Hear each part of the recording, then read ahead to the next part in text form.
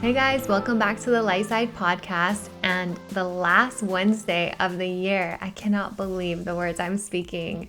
It's so exciting to be nearing year end and having the opportunity to reflect and reset. And that is exactly the topic we're getting into today, which is really all about reflecting on the past year and really doing so ahead of goal setting. I had the topic of this episode in mind for some time to be towards the end of the year because I think it's so fitting. But what I didn't realize was that it coincided with the full moon in Cancer, which is a really great nurturing energy to journal and reflect with. I always love the synchronicities that happen with the planetary alignments and our everyday life here on Earth. And honestly, and actually, a lot less often than it sounds because we really only speak of them when they happen, so they seem super frequent. But for instance, last year, the full moon energy around this time of year was not as harmonious. And so it gets to be even more exciting because the energy is supportive of doing the reflections. It allows us to tune into our emotions and be able to really be honest and true with ourselves about our needs and where we're at with the full moon energy. Especially with the full moon being in the sign of Cancer,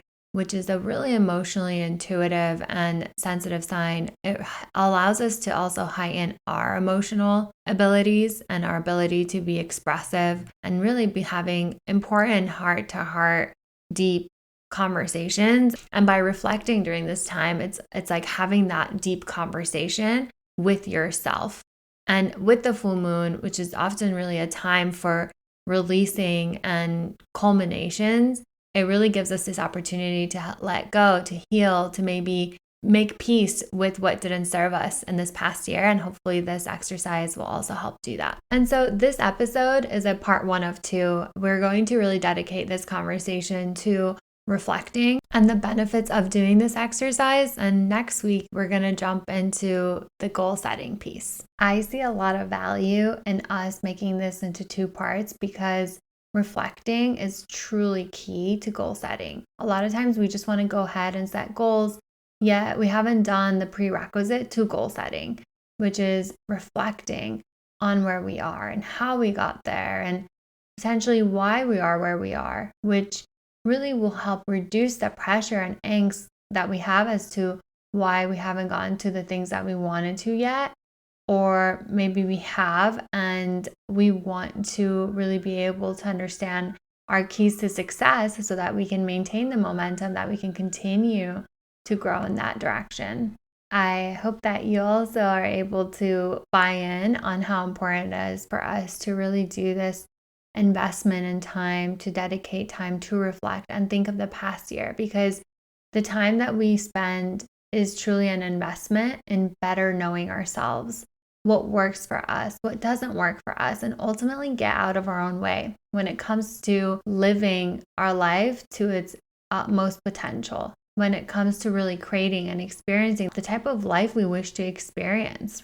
Personally, for me, one thing I admittedly fear is repeating the same scenarios, maybe even the same year, perhaps, like finding myself in a familiar place. And the only thing that's different is how old I am.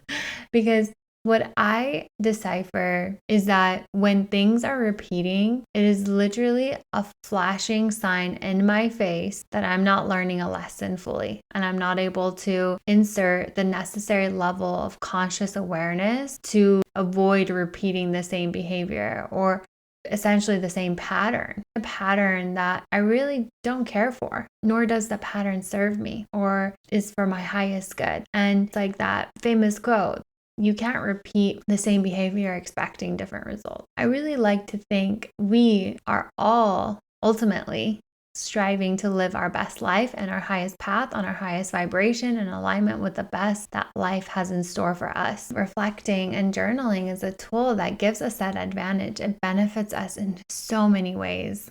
For instance, it helps measure our growth, how our mindset has evolved, how our feelings have fluctuated, and it creates that space for recognition that sometimes the things we were scared of the most are the things we are now enjoying the most. Or maybe the things we thought were for us are actually the things that we really need to let go of, or the things that are holding us back. Or it helps us by giving us space to be true and honest with ourselves. What is it that I truly feel? Not what I think people want to hear from me or expect of me, or what would look good to the world. It allows us to remove this mask that we may have on and really be raw and vulnerable with ourselves, to be able to learn from our mistakes, to create awareness for where we want to do things differently and clarify what we want to prioritize. Zeroing in on what matters most to us by thinking about the past year holistically so that we can intentionally go into the next one. And it helps boost our confidence because we get to reflect on what we've accomplished and how we've overcome tough times, how much we've learned. And honestly, there's so many benefits that come to mind, like improving our emotional intelligence, our EQ, by really understanding our emotions better. When we reflect, we understand what is triggering us. It helps us really establish that deep level of self-awareness that we need in order to experience personal growth, at least at a meaningful level. It allows us to really understand ourselves at that deep level that can allow us to transform and transmute the things that aren't serving us. I hope that I'm kind of convincing you as to why it's important to do this. And so with that, we can jump into the reflection questions that I have. So either grab a pen or paper. If you're driving or you're walking or you're out and about and you don't have a pen and paper with you, it's still helpful to listen through and think about some of the questions that I'm going to share. I highly suggest taking pen to paper and actually writing these answers for yourself because of all the benefits that I just shared with you. I'm hoping that you're bought in. The writing aspect is so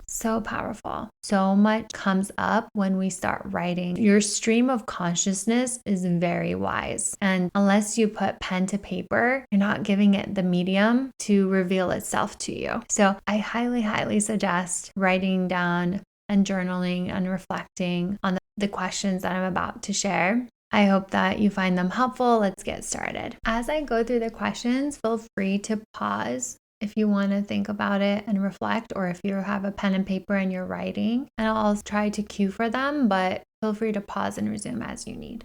Okay, with that, let's get started on the questions. Starting with, what are the best parts of 2023? What were the high points when you felt the most connected, the most happy? Who were you with? And what were you doing? Also consider, what did you accomplish? And what powerful actions did you take to accomplish them? What led you to take the action? What was your why? What was your driver? I think it's so important to really reflect on what our motivation was and what we were able to achieve, or what we view now as the high points. Because a lot of times our expectation versus reality changes. The things that we were really excited about being the high points sometimes don't turn out to be that way. And the things that we didn't think were such a big deal may turn out to be the high point. So it's like really valuable to consider this and reflecting before we set our goals for 2024. Again, pause if you need to, and then we'll resume when you're ready for the next question. Okay, this next set of questions is, what were the toughest parts of 2023? What didn't go so well? What challenges did you have come up? What went wrong? How did it end up that way? Why do you think that is from your perspective? What were the consequences? What lessons did you learn from them? What would you do differently? Again, pause if you need. The next set is, how did you personally change or grow in 2023? What unexpected changes or things took place? What did you want to create or bring into your life experience that you actually did? Things that you worked hard towards, maybe things you manifested. And then what is it that you still want to call in? Maybe you got the ball rolling, maybe you started it, but you want to build upon it. What is that? Really get specific on that.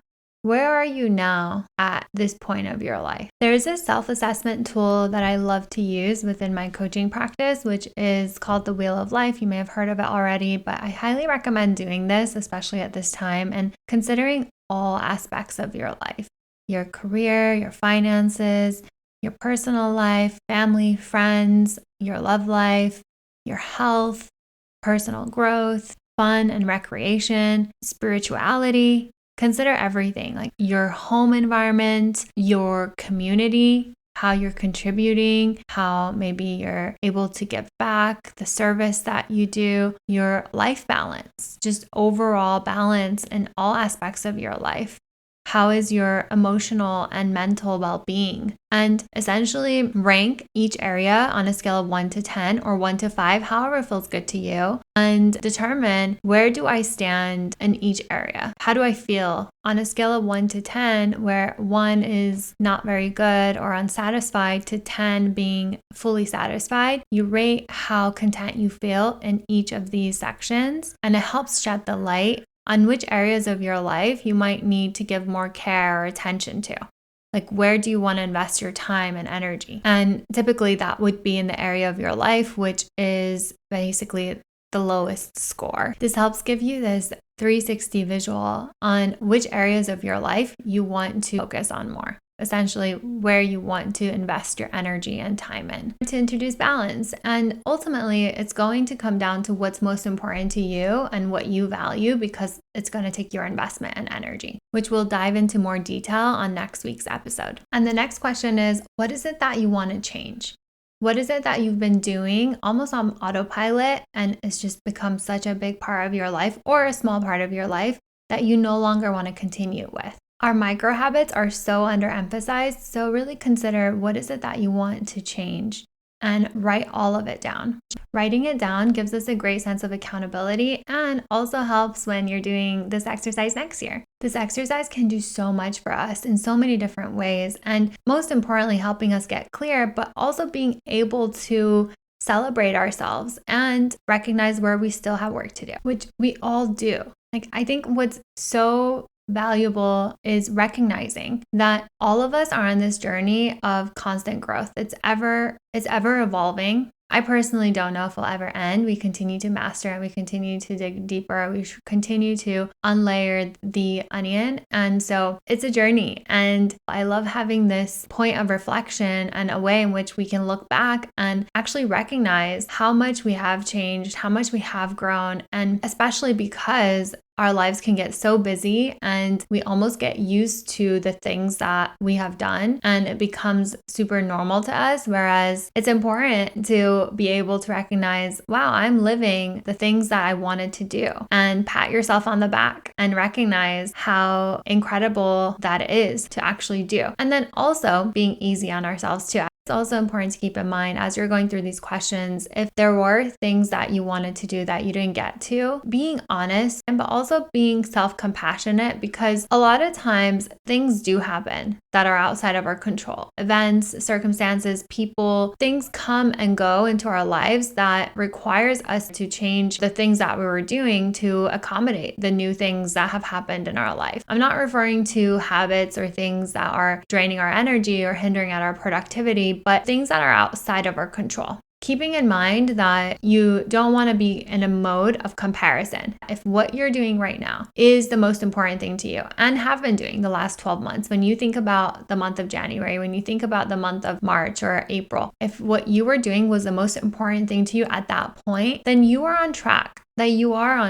And it's like, how can we up level that through our micro habits? How can we up level that through the things that we can shift at a small level so that we can live our lives in a more joyful, more fulfilling way, and a way in which we can add balance and moderation to different aspects of who we are and where we are. Definitely take your time in thinking about each of these questions, journaling on them as much as you can, writing down as much as comes to your mind. No need to rush through. Maybe for each question, think about January as a whole, think about February and then March and then April. What tends to help me a lot is I'm the type of person that takes a lot of pictures. If you know me, you know I take a lot of photos and I just love them. I do look through them a lot. What I love is around this time of year is looking at each month and the memories that it came with, who was I spending time with, etc. It's super helpful recognizing maybe some of these lessons or some of these things that we may want to journal on that aren't top of mind. And I think it's important because just because it's not top of mind doesn't mean that it's not impacting us.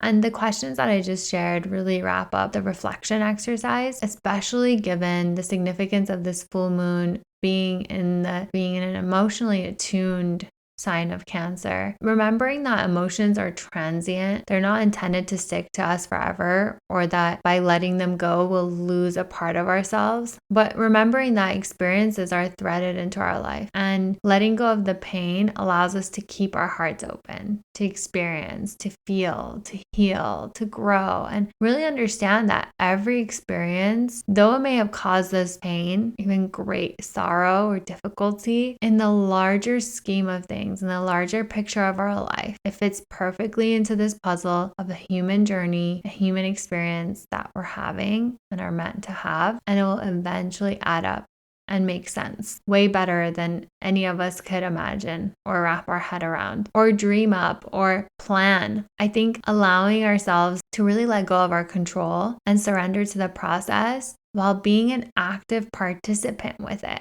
And what does active participation entail of? It's being this consciously aware human being through the experiences, and this reflection and journaling exercise allows us to be this consciously aware human being because we're investing the time to really sit with ourselves and understand. So I wanted to end on that note. And, this is a brief episode, but I think it is helpful to give ourselves time to really reflect and think about the year before we just jump into creating our goals for the next year. For the reasons we talked about at the beginning of the episode, it's truly important for us to level set, to market, and to have an understanding of where we are, how we got to where we are, what have we learned from where we are.